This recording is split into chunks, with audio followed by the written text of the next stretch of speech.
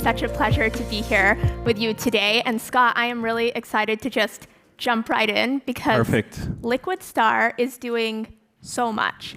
And you really do, I think it's a little bit hard to encapsulate everything that you do to bring Circles Tech and different technologies to the people and places that are often left behind.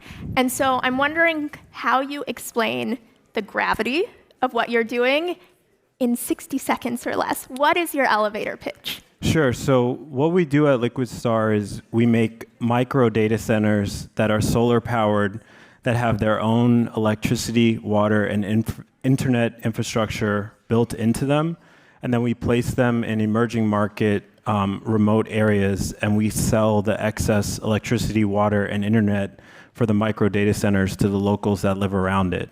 And how we integrate blockchain is part of what's in the micro data center also in addition to like AI, large language models, data storage, is we have proof of work and proof of stake miners and validators, and we return a percentage of that to the locals in their local currency using Stellar USDC to do that in MoneyGram. You know, just all in a day's work, right? Yeah. No, it is really, really incredible. And if you are not familiar with Liquidstar, I highly recommend looking them up because they have a video that explains what these waypoints do. And it is so incredible. I've never seen anything like it. Recently, Samantha Powers, who is the administrator of USAID, and that means distributing approximately a $32 billion budget annually, she gave Liquidstar an incredible shout out. I'm curious how that came about, a little bit about your work with USAID, and honestly, how did that feel? Yeah, I can start with the last part. I got an email at like 4 a.m. saying that like, hey, Samantha Powers may talk about you guys on this panel that she's on, so here's what she's gonna say and let us know if you need to change anything. Obviously, I was asleep. But honestly, I think for my co-founder Connor and myself, it's kind of like a vindication in terms of, you know, we've been in the crypto blockchain space for a few years now, or a few years, since 2018 for me, before that 2016 for Connor. And we've avoided doing any kind of like token grant or shady crypto investors or anything like that, precisely because our objective was to work with an organization like USAID. And so to have like the person at the top say like, this is one of the more innovative projects that prevent countries from having to choose between development and impact, I think it was a awesome kind of moment for both of us. Incredible moment and very, very well deserved, I have to say. I'm curious if you can share any specific success stories, given that you are live now in multiple different communities. What has the experience been? What has been the reception on the ground to having access to this water, internet, all of the different things that you're bringing to these communities? Yeah, so it's definitely been a long road to get to these successes, but the coolest one was when we were there installing the Waypoint, actually before I went to the other Unlocking Impact in New York. One guy came up to the Waypoint and was kind of noticed that there were plugs in there, and he was like, hey, can I pay you to charge my phone? And we're like, all right, yeah, sure, after a little bit.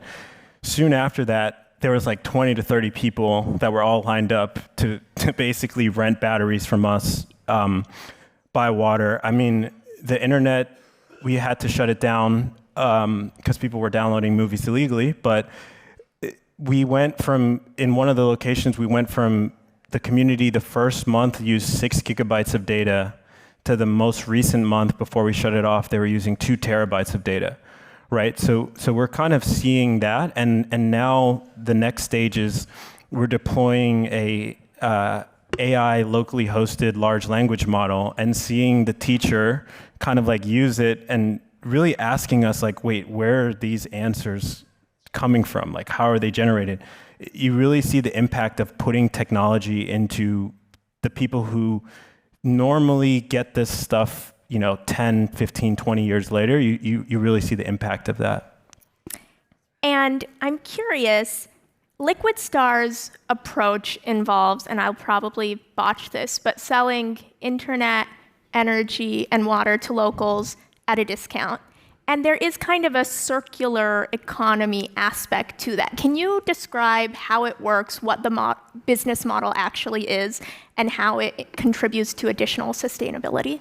Sure. So part of that question is like, why are you for profit? Why are you not a nonprofit? In fact, by a lot of the governments and that we were speaking to when we first had this just as an idea, they were like, we don't want any more nonprofits working here because when the economy goes down, the nonprofits, they disappear. They tend to disappear. So really, when we looked at the problem of electricity access in emerging markets, the whole thing is you have to find something that can generate revenue from the electricity. And normally, people have to partner with a coffee farm or manufacturing plant, things like that. But we realized with Starlink, which is a new technology that wasn't around before, we can actually put a data center that can generate revenue, a micro data center, into the Waypoint and have that kind of be the productive use of electricity that has guaranteed income attached to it. And then, because data centers require electricity, water, and internet, and there's a lack of access to those three things in Africa, by putting all of that in there, now we don't necessarily even need to sell it. It's like the data center itself can generate the revenue from that. But because people don't have access, we can generate additional margin and additional revenue from the data center by selling the excess electricity, water, and internet at a discount to the locals. The question we normally get is, why do we charge? And we actually have tried to not charge, and it's utter chaos if you don't charge money for things, because people start fighting and they're like, oh, I'm going to take the batteries today. I'm going to take all the water. I'm going to take all the ice. So by charging, it just creates kind of some skin in the game for the people around. And it's obviously good for us being a for-profit business to charge what it's worth to the locals. Yeah, absolutely. I think it's important to show that creating social impact can actually be a business. Right. And I'm curious, because something you mentioned was that Samantha Powers deemed Liquidstar as one of the most innovative solutions that she had heard of recently. How did you come up with this idea? It's very unusual. It's not something that most people would just kind of, jot down on the back of a napkin. The start of it was originally Connor and myself were looking at solutions to help after the hurricane that hit Puerto Rico. And what we realized is that actually most people died after the hurricane because of lack of access to electricity and clean water. Then we kind of realized planning your business around an intermittent event or disaster is very difficult, and there is no room for innovation or trying new things in that kind of setting. So we were both, I think, surprised when we were like, wait, there are 1 billion people in the world that don't have electricity. That's kind of the same problem as during an outage. And that's kind of how we started the idea. And then we were looking at all the other competitors in the space. And really what we saw is if you don't turn electricity into multiple revenue generating things, electricity by itself isn't very valuable, right? It's when it powers light or when it cleans water, like that's kind of how we came to the idea. And then, to be honest, when we visited the site, you realize there's nothing here. And so there's a huge opportunity to provide services and create these like mini ecosystems. My co-founder Connor came up with the term like electron ecosystems, right? So ecosystems based on electricity where it's cheaper for them, it's more efficient, it's more reliable, it's better for the environment. So it's a win-win-win-win for them, and that's kind of how we came up with the idea. So a great example of that is the large language model. Like obviously that's relatively new, but we figured out we have this micro data center there already. We can very easily launch a locally hosted large language model in the Waypoint, and from the time we had that idea to executing it, it only took us like 2 weeks. the hardest part of all of this, and just with the crowd here, is not the technology. It's working with organizations like USAID, UN. Like, that is way, way, way more difficult than any of the stuff that I feel like we're doing on the ground. There is something to be said for being part of a really scrappy, agile startup. You just kind of get stuff done. So we actually met for the first time at a pitch competition that Circle hosted last year at BlackRock's headquarters during the UN General Assembly in September. And there were a number of different solutions that were presented, and Liquidstar won a mentorship as part of that. And it was kind of a recognition of the incredible impact that we believe that you could have, and kind of our desire to support your growth into the future. I'm curious if you can speak a little bit to the idea of kind of cultivating partners and what the mentorship has been for you.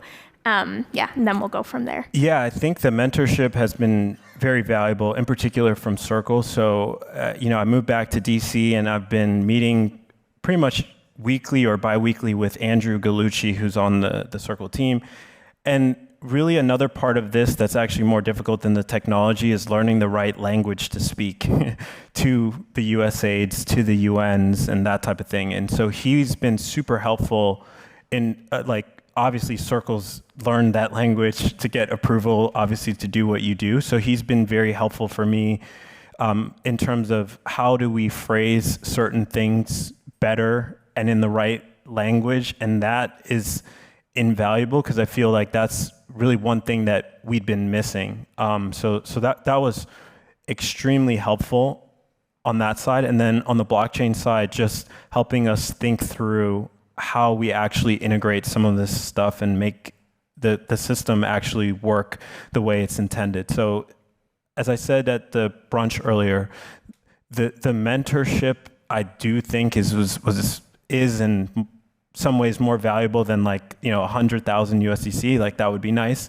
but just the conversations and the access and saying hey, explain it like this. I think part of that is how we learn the right language and right things to focus on for USAID, so they want to extend our project. I guess that's a good place to go next. I would love to hear first a little bit about where now in the world you are, and then what's next. Yeah, so right now we are focused pretty much, let's say 98% on our USAID project, because there are paying customer and we have paying end users there. And again, over the last month, it's been back to back to back. So we had an article in Clean Technica, then the Minister of Energy and Natural Resources of Djibouti came unannounced with a TV crew to the Waypoint, and he gave us the thumbs up and said, USAID, we need more of these.